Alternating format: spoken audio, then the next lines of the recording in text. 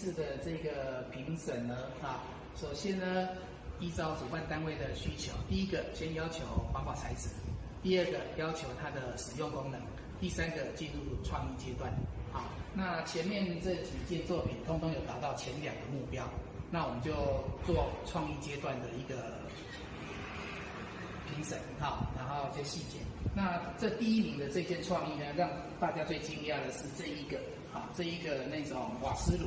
废弃的瓦斯炉来做这个创意，那超乎大家的想象，所以呢，加上2个烟蒂在这边很明显的做一个标示，说这就是一个吸烟的区域，所以我们一致就给它第1名。好，那第2件的话呢，它在功能性跟那个各个材质上都不会有问题，然后创意的话，大家也觉得相当的好。好，那完全就是，而且坚固性也很好。好，这边做了一个吸烟区，然后后面做了一个把它弃置的一个地方，所以我们觉得也相当的优秀。好，那第3名呢，就造型呢很可爱，然后完全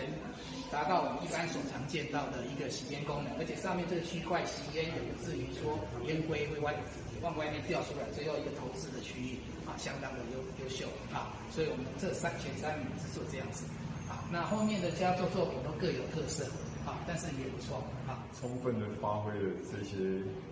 回收物再利用，然后有一些是能够考虑到那个烟蒂在熄灭的时候会有臭味，所以有一小朋友很聪明的把那个咖啡渣用来当做除臭的，而且他还考虑到有一些是用这个能够非容易燃烧的材质，像一些金属啦、那个铝的一个东西，然后有的做的非常的这个有地方的特色。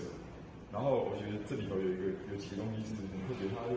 加了一些用那个瓦斯炉，因为瓦斯炉本身就是一个防火的材质，然后它用一个那个饼干罐，能够把那个熄灭的那个烟蒂直接收到里面去，可以说是发挥了那个这样的一个特色。那另外就是有一些可能在一开始就让你觉得抽烟是不好的，因为那个吸烟筒做得非常漂亮，你甚至于舍不得把你的烟蒂去弄到一些可爱的公仔上面。那这个也就是他创意发想上面，我觉得也是很巧妙的一个想法。这样，那这里我们就看到那种小朋友非常天真的一个想法。那希望各位抽烟的朋友就尽量选择比较正确的地方，不要乱丢烟蒂，那能够发挥这个比赛的一个目的。我说为了减少这个烟蒂垃圾，所以咱就100公斤里头，那么来举办一个环保的实验筒，这个让你增材。咱我们今大家做出点很好，这个需要参与这个活动，以咱今这个环保实验筒是以咱这样资源回收为素材，当小朋友提供他们一个创思，当做一个环保实验筒，咱今嘛聘请3位老师来做这评比，给咱把这个资源回收，以化成就卫生纸，来做这个环保实验筒这个。未来可以提供咱个办公所打造这个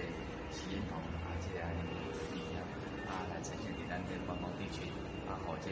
社会的好朋友，以及这个实验的一个地方